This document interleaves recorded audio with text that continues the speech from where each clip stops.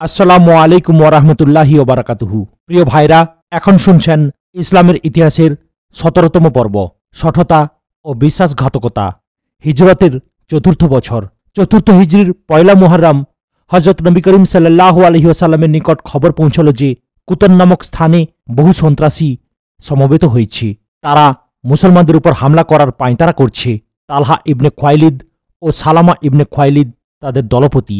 এই খবর পেয়ে নবী করিম সাল্লাল্লাহু আলাইহি ওয়াসাল্লাম আবু সালামা মাখজুমিকে ১৫০ মুসলমান সমভিব্যাহারে তাদের শাস্তি বিধানকল্পে প্রেরণ করেন। আবু সালামা রাদিয়াল্লাহু তাআলা আনহু কুতনে পৌঁছে জানতে পেলেন যে শত্রুপক্ষ মুসলমানদের আগমন সংবাদ পেয়ে পূর্বেই পলায়ন করেছে। শত্রুপক্ষের কিছু গবাদি পশু মুসলমানদের হস্তগত হল। সেগুলো নিয়ে আবু সালামা রাদিয়াল্লাহু তাআলা আনহু মদিনায় ফিরে এলেন।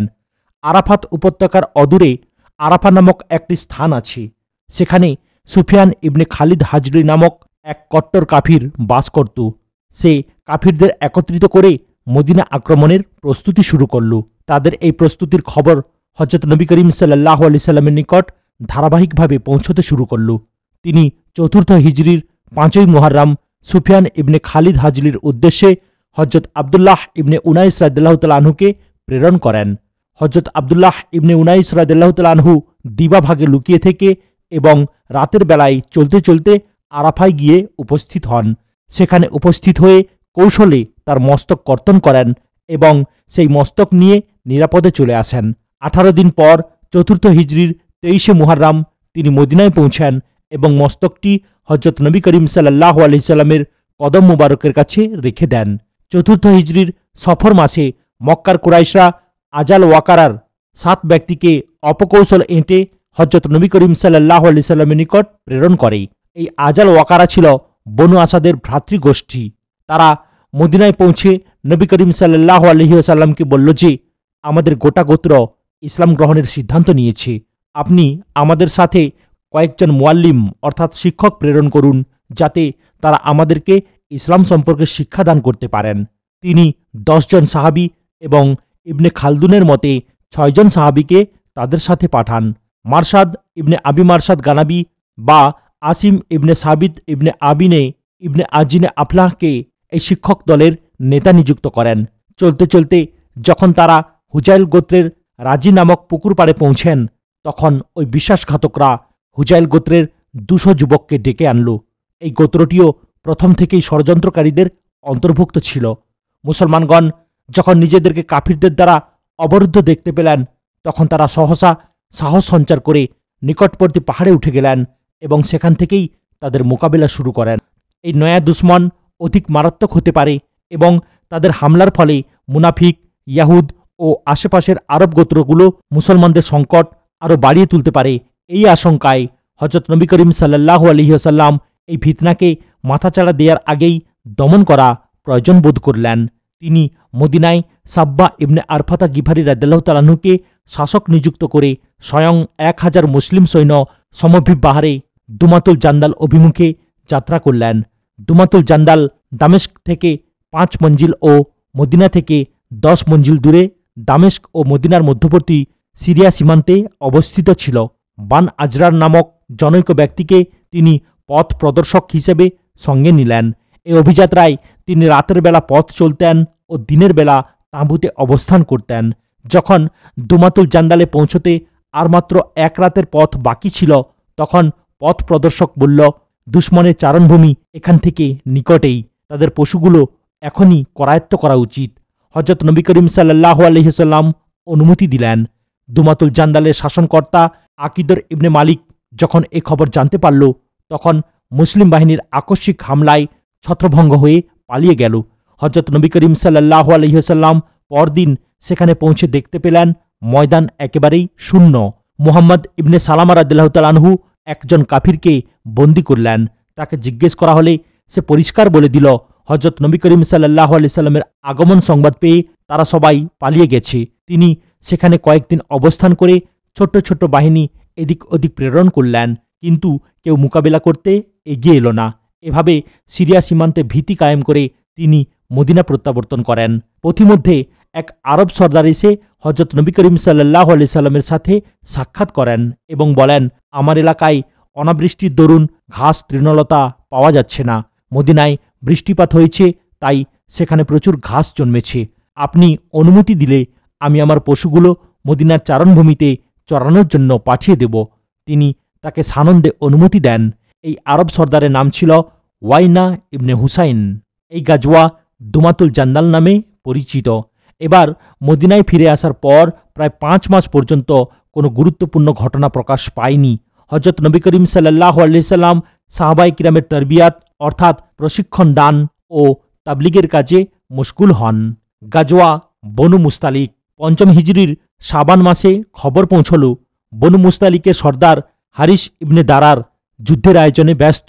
আরবের অন্যান্য গোত্রকেও সে তার দলভুক্ত করেছে। মুসলমানদের উপর হামলা করার জন্য সে তাদেরকে আহ্বান জানাচ্ছে। হজরত নবী করিম সাল্লাল্লাহু আলাইহি সাল্লাম প্রকৃত অবস্থা অবগত হওয়ার জন্য হজরত বুরাইদা ইবনে হাসিব আসলামী রাদিয়াল্লাহু তাআলা আনহুকে দূত হিসাবে প্রেরণ করেন। হজরত বুরাইদা রাদিয়াল্লাহু তাআলা আনহু ফিরে এসে জানালেন যে হারিস ইবনে দারার ইসলাম ও মুসলমানদের মূলচ্ছেদ করার জন্য বদ্ধপরিকর। সে বহু গোত্রকে নিজের দলভুক্ত করেছে এবং কোনো মতেই যুদ্ধ ও আক্রমণ থেকে বিরত থাকতে নারাজ। প্রায় একই সাথে খবর আসলো যে হারিস তার সৈন্য সামন্ত নিয়ে যাত্রা করছে। হজরত নবী করিম সাল্লাল্লাহু আলাইহি সাল্লাম কাল বিলম্ব না করে মুসলমানদের প্রস্তুত হওয়ার জন্য নির্দেশ দিলেন এবং মদিনায় হজরত জায়েদ ইবনে হারিসা রাদিয়াল্লাহু তাআলা আনহুকে প্রশাসক নিযুক্ত করে মুসলিম বাহিনীর সাথে রওনা হলেন। এ বাহিনীতে 30টি ঘোড়া ছিল, মুজাহিদদের 10টি এবং আনসারদের 20টি। মুজাহির ও আনসারদের পৃথক পৃথক ঝান্ডা ছিল। আনসারদের ঝান্ডা ছিল হজরত সাদ ইবনে উবাদা রাদিয়াল্লাহু তাআলা আনহুর হাতে এবং মুহাজিরদের নিশানবর্দার ছিলেন হজরত আবু বকর সিদ্দিক রাদিয়াল্লাহু তাআলা আনহু। হজরত উমর ফারুক রাদিয়াল্লাহু তাআলা আনহুকে মুকদ্দামাতুল জায়েশ অর্থাৎ অধিনায়ক নিযুক্ত করা হল। যেহেতু উপর্যুপরি কয়েকটি অভিযানে মুসলমানদের বিজয় লাভ করতে দেখা গিয়েছিল, তাই এবার গনিমতের মালের লোভে মুনাফিক সর্দার আবদুল্লাহ ইবনে উবাইও তার দলসহ শরিক হল। এই মুনাফিকরা যেহেতু নিজেদেরকে মুসলমান বলেই দাবি করত, সেহেতু তারা সমস্ত ইসলামী সুযোগ সুবিধা ভোগ করত এবং মুসলিম বাহিনীতে যোগদান করার ক্ষেত্রেও এদের নিষেধ করা হতো না। এই প্রথমবারের মতো আবদুল্লাহ ইবনে উবাই ও তার মুনাফিক দল মুসলিম বাহিনীর পক্ষে যুদ্ধ করার জন্য রওনা করল।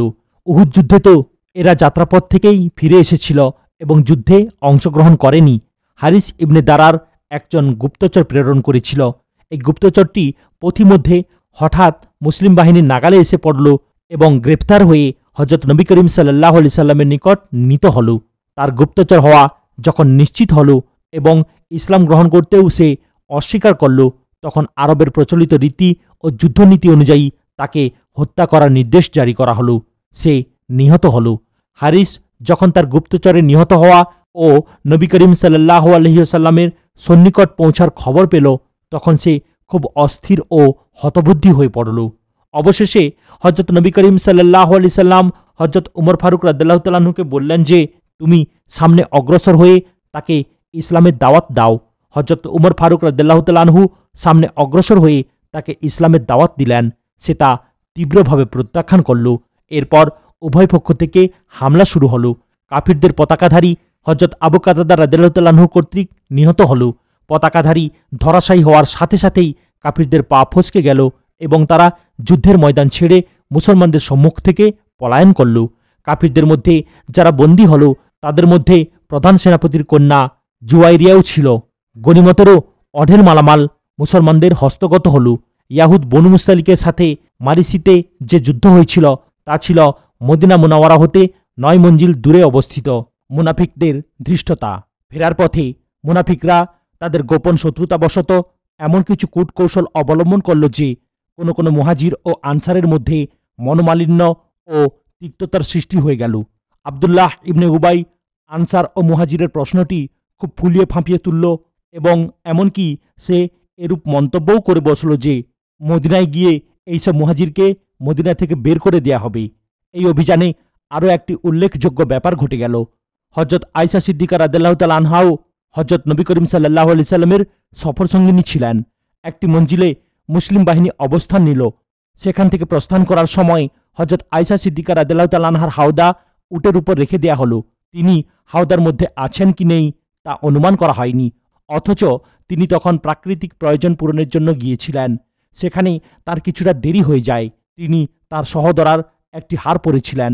ঘটনাচক্রে ওই হারের সুতা কোনো এক ঝোপে আটকে গিয়ে ছিঁড়ে যায় এবং মুক্তাগুলো ছড়িয়ে ছিটে পড়ে। অপরের জিনিস বলে তিনি একটু বেশি মনোযোগ দিলেন। জমিনের উপর থেকে মুক্তাগুলো কুড়িয়ে নিতে বেশি সময় লেগে গেল, কিন্তু লোকজন ইতিমধ্যে রওনা হয়ে গেল। ফিরে এসে দেখতে পেলেন যে মঞ্জিল একেবারে ফাঁকা। খুব চিন্তিত ও বিচলিত হলেন। বছরে হজরত সাফওয়ান ইবনে মুআত্তাল রাদিয়াল্লাহু তাআলা আনহুকে দেখা গেল পিছন দিক থেকে তার উট নিয়ে চলে আসতে। হজরত সাফওয়ান ইবনে মুআত্তাল রাদিয়াল্লাহু তাআলা আনহুর প্রতি নির্দেশ ছিল সবার পেছনে অবস্থান করার এবং কাফেলা প্রস্থান করার পর মঞ্জিল পরিদর্শন করে রওনা করার, যাতে কারো কোনো জিনিস পড়ে থাকলে তা তুলে আনতে পারেন এবং কারো কোনো প্রকার ক্ষতি না হতে পারে।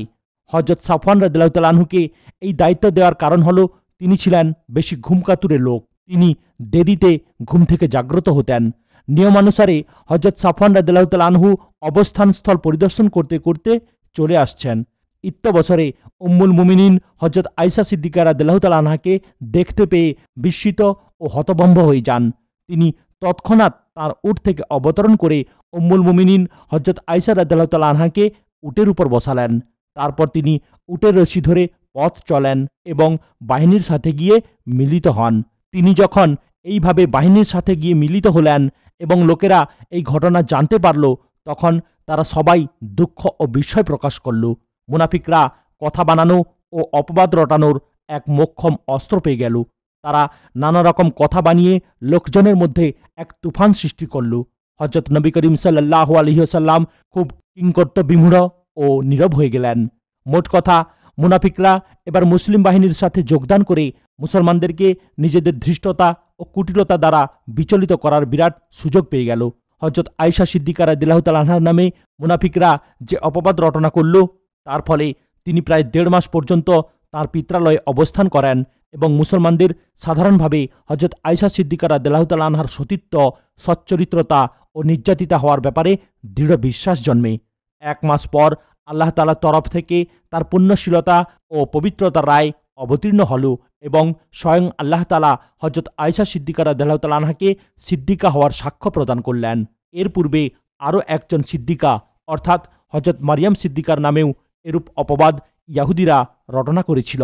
তারাও ধ্বংস ও ক্ষতিগ্রস্ত হয়েছিল এবং এই সিদ্দিকাকে অপবাদ দানকারীদের পরিণামও ধ্বংস ও বিনাশী হল। এই অভিযানে মুনাফিকরা যেসব দুরভিসন্ধি এঁটেছিল, হযরত নবী করিম সাল্লাল্লাহু আলাইহি ওয়াসাল্লাম তা সবই ধীরে ধীরে অবগত হতে থাকলেন।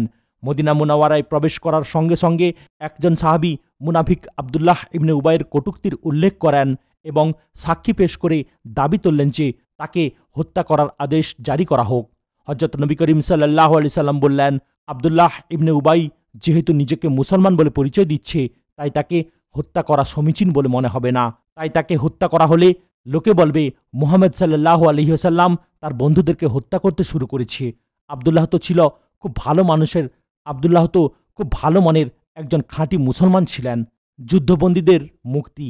বনু মুস্তালিকের সর্দার হারিসের কন্যা হযরত জুয়াইরিয়া রাদিয়াল্লাহু তাআলা আনহা সাবিত ইবনে কায়েস রাদিয়াল্লাহু তাআলা আনহুর ভাগে পড়লেন। হারিস কয়েকদিন পর মদিনায় আগমন করে তার কন্যাকে মুক্ত করার ইচ্ছা জ্ঞাপন করল। হযরত নবী করিম সাল্লাল্লাহু আলাইহি সাল্লাম জুয়াইরিয়াকে নিজে মুক্তিপণ দিয়ে মুক্ত করিয়ে দিলেন। জুয়াইরিয়া পিতার সাথে যাওয়ার চাইতে হযরত নবী করিম সাল্লাল্লাহু আলাইহি সাল্লামের খিদমতে থাকা অধিকতর পছন্দ করলেন। তখন তিনি জুয়াইরিয়ার ইচ্ছা অনুসারে এবং হারিসের সম্মতিক্রমে জুয়াইরিয়াকে বিবাহ করলেন।